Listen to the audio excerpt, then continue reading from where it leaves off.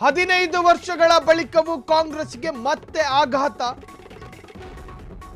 ಆಮ್ ಆದ್ಮಿ ಕೈ ಹಿಡಿಯದ ದೆಹಲಿ ಮತದಾರ. ಆಮ್ ಆದ್ಮಿಯ ಆಮಿಷಗಳಿಗೆ ಬಗ್ಗದ ಮತದಾರ. ಗ್ಯಾರಂಟಿ ಸ್ಕೀಮ್ಗಳು ಕೂಡ ವರ್ಕೌಟ್ ಆಗಲಿಲ್ಲ. ಅರವಿಂದ್ ಕೇಜ್ರಿವಾಲ್ ಕೈ ಹಿಡಿಯದ ಗ್ಯಾರಂಟಿ. ಹಲವು ಗ್ಯಾರಂಟಿ ಯೋಜನೆಗಳು ಠುಸ್ ಆಗಿದೆ. ಕೇಜ್ರಿವಾಲ್ಗೆ ಸಂಕಷ್ಟ ತಂದಿದ್ದ ಭ್ರಷ್ಟಾಚಾರ ಪ್ರಕರಣ, ಆ ಪ್ರಕರಣ ಈಗ ನೆಗೆಟಿವ್ ಆಗಿ ಕಾರ್ಯ ಮಾಡ್ತಾ ಇದೆ. ಜೈಲಿಗೆ ಹೋಗಿ ಬಂದ ಮೇಲೆ ದೆಹಲಿ ಮತದಾರ ಯೂ ಟರ್ನ್ ಹೊಡೆದಿದ್ದಾರೆ. 15 ವರ್ಷಗಳ ಬಳಿಕವೂ ಕಾಂಗ್ರೆಸ್ಗೆ ಮತ್ತೆ ಆಘಾತ. ಆಮ್ ಆದ್ಮಿ ಕೈ ಹಿಡಿಯದ ದೆಹಲಿ ಮತದಾರ. ಅಬಕಾರಿ ನೀತಿ ಹಗರಣದಲ್ಲಿ ಯಾವಾಗ ಅರವಿಂದ್ ಕೇಜ್ರಿವಾಲ್ ಪೊಲೀಸರ ವಶದಲ್ಲಿ ಪ್ರಾಥಮಿಕ ತನಿಖೆಯನ್ನು ಎದುರಿಸಿದ್ರು, ಆಗಲೇ ದೆಹಲಿಯಲ್ಲಿ ಒಂದಷ್ಟು ಸುದ್ದಿ ಹರಿದಾಡತೊಡಗಿತು.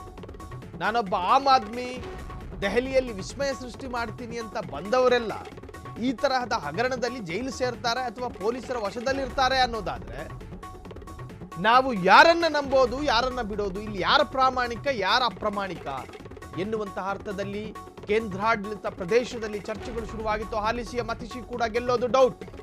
15 ಗ್ಯಾರಂಟಿ ಯೋಜನೆ ಘೋಷಿಸಿದ್ದ ಕೇಜ್ರಿವಾಲ್, ಪುರೋಹಿತರಿಗೆ ತಿಂಗಳಿಗೆ ಇಷ್ಟು ಹಣ ಕೊಡ್ತೀನಿ ಎಂದಿದ್ದ ಕೇಜ್ರಿವಾಲ್, 15 ವರ್ಷಗಳ ಬಳಿಕವೂ ಕಾಂಗ್ರೆಸ್ಗೆ ಮತ್ತೆ ಆಘಾತ. ಆಮ್ ಆದ್ಮಿ ಕೈ ಹಿಡಿಯದ ದೆಹಲಿ ಮತದಾರ.